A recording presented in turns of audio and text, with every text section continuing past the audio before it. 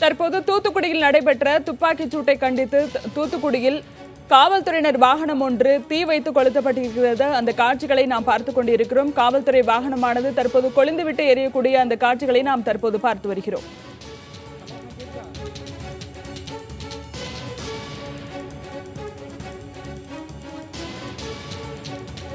தூத்துக்குடியில் நடைபெற்ற துப்பாக்கிச் சூட்டிற்கு பல்வேறு தரப்பினரும் தங்களுடைய கண்டனங்களை பதிவு செய்திருந்தார்கள். அந்த வகையில் பொதுமக்களும் ஆங்காங்கே தங்களுடைய போராட்ட வாயிலாக இத்தகைய சம்பவத்திற்கு தங்களுடைய கண்டனங்களை பதிவு செய்திருந்தார்கள். இந்த நிலையில் தூத்துக்குடியில் இருக்கக்கூடிய ஒரு பகுதியில் தற்போது காவல்துறை வாகனம் ஒன்று தீ வைத்து கொளுத்தப்பட்டிருக்கிறது. காவல்துறை வாகனம் கொழுந்துவிட்டு எரியக்கூடிய அந்த காட்சிகளை நாம் தற்போது பார்த்துக் கொண்டிருக்கிறோம். அந்த பகுதியில் காவல்துறையினர் பாதுகாப்பிற்காக குவிக்கப்பட்டிருக்கின்றனர்.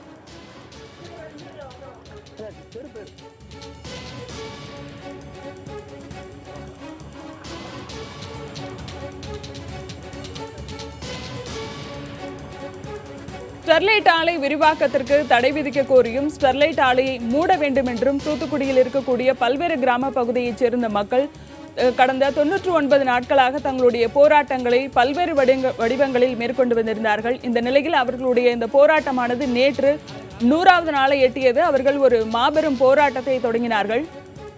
மடத்தூர் மற்றும் பனிமய மாதா ஆலயத்திலிருந்து அவர்களுடைய அந்த போராட்டமானது தொடங்கியது. பேரணியாக சென்று ஸ்டெர்லைட் ஆலையை முற்றுகையிடுவதற்காகவும் மாவட்ட ஆட்சியர் அலுவலகத்தை முற்றுகையிடுவதற்காகவும் அவர்கள் பேரணியாக புறப்பட்டு சென்றார்கள். அப்போது அவர்கள் முற்றுகையிடுவதை தடுக்கும் பொருட்டு காவல்துறையினர் தடுப்புகளை அமைத்திருந்தார்கள். தொடர்ந்து அது மோதலாக மாறி பிறகு துப்பாக்கிச்சூடு அங்கு நடைபெற்றது. தொடர்ந்து இப்போது நடைபெற்றிருக்கக்கூடிய இந்த சம்பவம் தொடர்பான தகவல்களை தருவதற்காக நம்முடைய இணைப்பில் செய்தியாளர் நாகராஜன் இருக்கிறார். நாகராஜன், தற்போது காவல்துறை வாகனம் ஒன்று கொழுந்துவிட்டு இருக்கிறது. இதற்கு யார் தீ வைத்தார்கள்? விவரம். நம்ம பார்த்துட்டு இருக்க இடம் வந்து பிரையன் நகர், அதாவது தூத்துக்குடி மாநகர பகுதியில் இருக்கக்கூடிய பிரையன் நகர் 2வது தெரு. இந்த தெருவில் அதாவது வெளியூரிலிருந்து தங்க வைக்கப்பட்டிருந்த, அதாவது வெளியூரிலிருந்து வந்திருந்த காவலர்கள் தங்க வைப்பதற்காக அறைகள் ஒதுக்கப்பட்டிருந்தது. இந்த அங்க இருக்க பகுதியில் தான் அந்த வாகனம் நிறுத்தப்பட்டிருந்தது. இந்த வாகனத்தை தற்பொழுது இந்த சிறு, அதாவது கடந்த ஒரு மணி நேரத்துக்கு முன்பாக ஏற்கனவே மருத்துவமனை வளாகத்தில், தூத்துக்குடி அரசு மருத்துவமனை வளாகத்தில் போராட்ட குழுவினருக்கும், அதாவது ஏற்கனவே உள்ள அனுமதிக்கப்பட்டிருந்த உறவினர்களும் அந்த பகுதியை சேர்ந்த மக்களும் சேர்ந்து காவல்துறையினருக்கும் இடையே ஒரு பெரிய வாக்குவாதமும் ஒரு தள்ளுமுள்ள ஒரு கண்ணீர் போக வேண்டிய வீச்சம் கலைக்கப்பட்டது. அந்த சூழ்நிலை தொடர்ந்து அதிலிருந்து மிக அருகில், அதிலிருந்து சுமார் ஒரு 1/2 கிலோமீட்டர் தூரத்தில் தான் இந்த அவர்கள் தங்கியிருந்த இடத்தில் இந்த வாகனம் நிறுத்தப்பட்டது. அந்த போலீஸ் வாகனத்தை தற்பொழுது மர்ம நபர்கள் தீ வைத்து கொளுத்தியிருக்கிறார்கள். யார் என்பது குறித்து இனிமேல் தான் விசாரிக்கப்படும். ஆனால் தற்பொழுது இது காவல்துறையினர் மத்தியில் மிகப்பெரிய ஒரு அதிருப்தி ஏற்படுத்தியிருக்கிறது. முற்றிலுமாக பாதுகாப்பு பணியில் காலையிலிருந்து அவர்கள் ஒவ்வொரு பகுதியிலும் ஈடுபட்டு வருகிறார்கள். குழுக்களாக பிரிந்து ஈடுபட்டு வருகிறார்கள். இந்த நிலையில் 2 வாகனங்கள் நிறுத்தப்பட்ட நிலையில் ஒரு வாகனம் தற்போது தீ வைத்து கொளுத்தப்பட்டு மற்றொரு வாகனம் கண்ணாடிகள் நொறுக்கப்பட்டு மிகவும் சேதமடைந்த நிலையில் இருக்கிறது. அதனையும் தற்பொழுது அதனை குளிர்விக்கும் பொருட்டு, அதாவது தற்பொழுது அதில் தண்ணீரை ஊற்றி அதை அணைத்து தண்ணீரை ஊற்றி குளிர்வித்து வருகிறார்கள். இந்த மாதிரியான எதிர்பார்க்காத ஒரு அசாதாரண சூழல் தற்பொழுது இந்த பகுதியில் நிலவுகிறது. இந்த இடத்தில் ஏற்பட்டுள்ள இந்த 2 வாகனங்களிலும் 2 வாகனம் மிகப்பெரிய அளவில் சேதமடைந்திருக்கின்றன. ஒரு வாகனம் தற்பொழுது முழுமையாக உளுந்துவிட்டு எரிந்து வருகிறது. இதனை அப்புறப்படுத்தும் பணியில் தற்பொழுது, அதாவது சேதமடைந்த வாகனத்தை அந்த இடத்தை விட்டு அப்புறப்படுத்தும் பணியில் தற்பொழுது ஈடுபட்டு காவல்துறையினர் முயற்சிகள் மேற்கொண்டு வருகிறார்கள்.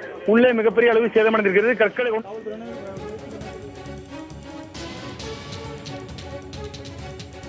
தற்போது தீ வைக்கப்பட்டுள்ள காவல் வாகனமானது கொழுந்துவிட்டு எரியக்கூடிய காட்சிகளை நாம் பார்த்து வருகிறோம். தொடர்ந்து அங்கு பாதுகாப்பு பணிக்காக போலீசார் குவிக்கப்பட்டிருக்கிறார்கள். நேற்று நடைபெற்ற துப்பாக்கிச் சூட்டிற்கு கண்டனம் தெரிவிக்கும் வகையில் மர்ம நபர்கள் காவல்துறை வாகனத்திற்கு தீ வைத்திருப்பதாக தெரிகிறது.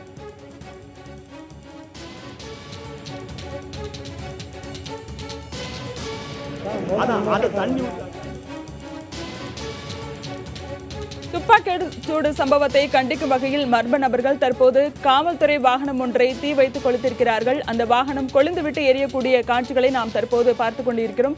பேருந்து முழுவதுமாக தற்போது எரிந்து கொண்டிருக்கிறது. இந்த துப்பாக்கிச்சூடு சம்பவத்திற்கு எதிர்ப்பு தெரிவித்து பல்வேறு இடங்களிலும் போராட்டங்களை பல்வேறு அமைப்பினரும் சேர்ந்து நடத்தி வருகின்றனர். இந்த நிலையில் தற்போது இதனை கண்டிக்கும் வகையில் காவல்துறையினர் வாகனம் ஒன்றுக்கு தீ வைக்கப்பட்டிருக்கிறது. தொடர்ந்து நம்முடைய செய்தியாளர் நாகராஜன் இணைப்பில் இருக்கிறார். அவரிடம் பேசலாம். நாகராஜன், இது யார் வச்சாங்க, இந்த தீயை யார் வச்சதுன்னு தெரியல அப்படின்ற ஒரு விஷயத்த சொன்னீங்க. இந்த நேற்று நடைபெற்ற இந்த சம்பவத்திற்காக பல்வேறு இடங்களில் காவல்துறையினர் பாதுகாப்பிற்காக அங்கங்கே குவிக்கப்பட்டிருக்கிறார்கள். அது மட்டும் இல்லாம காவல்துறை வாகனம் இருக்கும்போது அங்க கண்டிப்பா காவல்துறையினர் இருந்திருக்கக்கூடும். அப்படி இருக்கும்போது எப்படி இந்த சம்பவமானது நடைபெற்றது? தற்பொழுது இங்க இருக்கக்கூடிய பத்திரகாளி அம்பாள் என்ற ஒரு தனியார் திருமண மகாலில் தான் இவர்கள் காவலர்கள் தங்க வைக்கப்பட்டிருந்தனர். இந்த திருமண மண்டபத்துக்கு அருகில் இருக்கக்கூடியதா இந்த பகுதியில், அதாவது 2 வாகனங்கள் தற்பொழுது ஒன்று எரிந்து கொண்டிருக்கிறது, மற்றொன்று மிகவும் மிகவும் சேதமடைந்து மோசமான நிலையில் இருக்கிறது. அந்த வாகனத்தை உடனடியாக பாதுகாப்பு அப்புறப்படுத்துவதற்கான முயற்சிகளையும் காவல்துறை எடுத்து வருகிறார்கள். ஏன்னா இந்த 2 வாகனம் மிகுந்த அளவில் சேதமுற்று ஒரு வாகனம் முழுமையாக தீ வைத்து எரிக்கப்பட்டிருக்கிறது, முழுமையாக எரிந்து வருகிறது. அதன் அருகில் கூட யாரும் செல்ல முடியாத ஒரு சூழல் இருக்கிறது. இது காவல்துறையினர் ஒரு எதிர்பாராத ஒரு அசாதாரண சூழலை இந்த பகுதியில் ஏற்படுத்தியிருக்கிறது. ஏனென்றால் இந்த இடத்தில் தங்கி இருக்கக்கூடிய அந்த காவலர்களை கொண்டு மற்ற இடங்களுக்கு செல்வதற்காக கூடுதலாக வாகனங்கள் வைத்திருந்தார்கள். அந்த வாகனங்களை கொண்டுதான், அதாவது இங்கிருந்து அந்த பகுதிக்கு வாகனங்கள் கொண்டு அடுத்த பகுதிக்கு செல்லும் பொழுது அந்த வாகனங்கள் கூடுதல் வாகனத்தை ஏற்பாடு செய்திருந்தார்கள். எனவே அந்த வாகனங்கள் இங்கிருந்து தங்கியிருக்கக்கூடிய காவலர்கள் புறப்பட்டு அந்த மற்றொரு வாகனத்தில் ஏற்றி அங்கு கொண்டு செல்லப்பட்டனர். இந்த நிலையில் இங்கு ஏற்கனவே தயாராக நிறுத்தி வைக்கப்பட்டிருந்த வாகனம், இரவில் பயணப்பட்டு வந்திருக்கும் வாகனம் தான் இந்த 2 வாகனம். இந்த 2 வாகனங்களில் தான் சேதமடைந்த நிலையில் ஒன்றை கொளுத்தியிருக்கிறார்கள், முழுவதுமாக தீயிட்டு எரிக்கப்பட்டிருக்கிறது. மற்றொரு வாகனம் சேதமடைந்த நிலையில் காணப்படுகிறது. அந்த சேதத்தை அப்புறப்படுத்தி அந்த வாகனத்தை பாதுகாப்பாக அப்புறப்படுத்துவதற்கான பணிகளை தற்பொழுது காவல்துறையினர் மேற்கொண்டிருக்கிறார். இது தற்பொழுது இந்த வாகனம், அதாவது 2 பேருந்துகள் 3 பேருந்துகள் இந்த இடத்தில் இருந்தது. இந்த 2 இருந்ததில் 3 பேருந்துகளில் இது 2வது பேருந்து, ஒரு பேருந்து முற்றிலும் எரிக்கப்பட்டிருக்கிறது. 2 பேருந்துகள் அதிக அளவில் சேதப்படுத்தப்பட்டிருக்கிறது. சேதப்படுத்தப்பட்ட 2 பேருந்துகளை ஒன்றை அப்புறப்படுத்திவிட்டார்கள், மற்றொரு பேருந்தை அப்புறப்படுத்தி வருகிறார்கள். ஆனால் முற்றிலுமாக சேதமான மற்றொரு பேருந்தை ஒன்றும் செய்ய முடியாத நிலையில் இருக்கிறது. அருகில் கூட செல்ல முடியாது. அது அணைப்பதற்கான எந்த ஒரு நடவடிக்கையும் இல்லை. இத்தனைக்கும் அருகில் வீடு இருக்கிறது, குடியிருப்புகள் இருக்கிறது.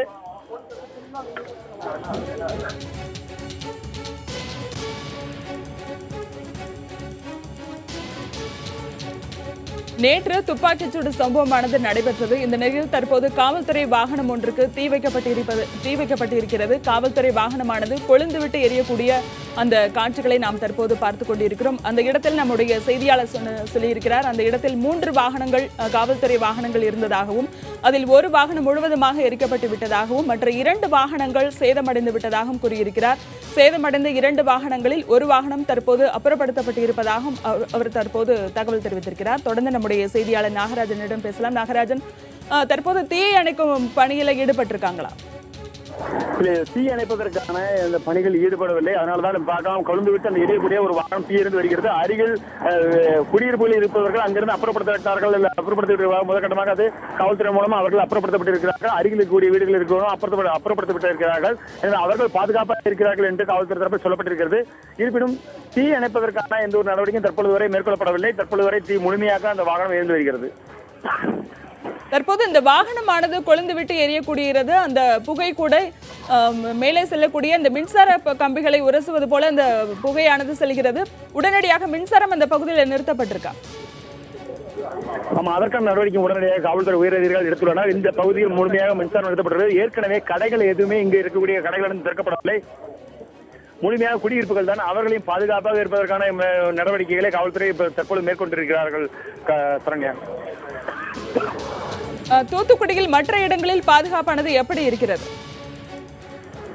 அதாவது இந்த சம்பவம் என்பது எதிர்பாராத ஒரு அசாதாரண சூழ்நிலை ஏற்படுத்தியிருக்கிறது. ஏனென்றால் இதிலிருந்து 1 கிலோமீட்டர் தூரத்தில் தான் இந்த அரசு மருத்துவமனை என்பது இருக்கிறது. அரசு மருத்துவமனை வளாகத்தில் தான் ஏற்கனவே 1 மணி நேரத்திற்கு முன்பாக மிகப்பெரிய அளவிற்கு காவல்துறையினருக்கும் அங்கு இருக்கக்கூடிய போராட்டக்குழுவினருக்கும் இடையே மிகப்பெரிய ஒரு மோதல் சம்பவம் ஏற்பட்டது.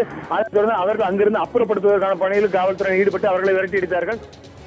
பெரிய அளவிலான லத்தி சார்ஜும் அந்த இடத்தில் நடைபெற்றது. அதைத் தொடர்ந்து அவர்கள் காவல்துறையினர் கண்ணீர் போய் கொண்டிருந்தும் வீசி அந்த இடத்திலிருந்து அப்புறப்படுத்துவதற்கான பணிகளை மேற்கொண்டாலும் இந்த நிலையில் தற்பொழுது அங்கிருந்து 1 கிலோமீட்டர் தூரத்தில் யாரும் எதிர்பாராத விதமாக அங்கிருந்து வந்த மக்கள் சிலர் தான், அதாவது மர்ம நபர்கள் சிலர் தான் இந்த பகுதியில் வந்து நிறுத்தி வைக்கப்பட்டிருக்க காவல்துறை மீதான கோபத்தை காட்டுவதற்காக தற்பொழுது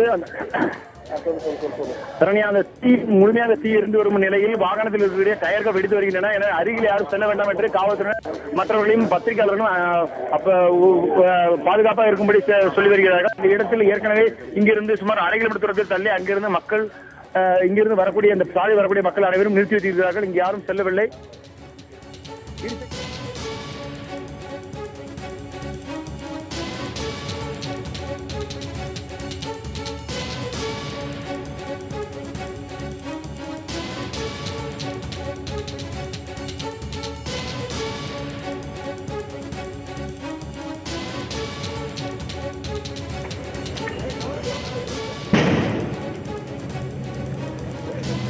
ஹலோ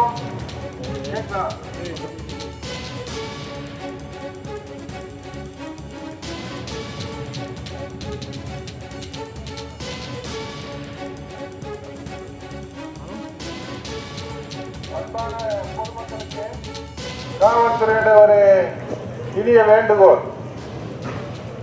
தயவுசெய்து யாரும் இது போன்ற செயல்களில் ஈடுபட வேண்டாம். அமைதியாக அவர்கள் வீடுகளில் இருக்கும்படி மிக தாழ்மையோடு கேட்டுக்கொள்கின்றோம். நடவடிக்கைகள் பாரபட்சப்பட்ட நடவடிக்கைகள் இங்கு எடுக்கப்பட்டு வருகிறது. எனவே பொதுமக்கள் அனைவரும் அமைதி காத்து அவரவர்கள் வீடுகளில் இருந்து மாவட்ட நிர்வாகத்திற்கும் காவல்துறைக்கும் உங்களுடைய நல்ல ஆதரவை வழங்க வேண்டும் என்று மிக தாழ்மையோடு கேட்டுக்கொள்கின்றோம். அனைவரும் கலைந்து சென்று அவர்கள் வீடுகளுக்கு செல்லுமாறு மிக அன்போடு வேண்டுகின்றோம். தூத்துக்குடி நகர மக்களே, நீங்கள் எல்லோரும் மாவட்ட நிர்வாகத்திற்கும் காவல்துறைக்கும் ஈந்து நின்று எல்லோரும் எங்களுக்கு நல்ல ஒத்துழைப்பு வழங்கி இந்த மாவட்டத்தில் மாநகரத்தில் அமைதியை நிலைநாட்டுவதற்கு உங்கள் ஒத்துழைப்பை வழங்க வேண்டும் என்று மிக பணிவோடு கேட்டுக்கொள்கின்றோம்.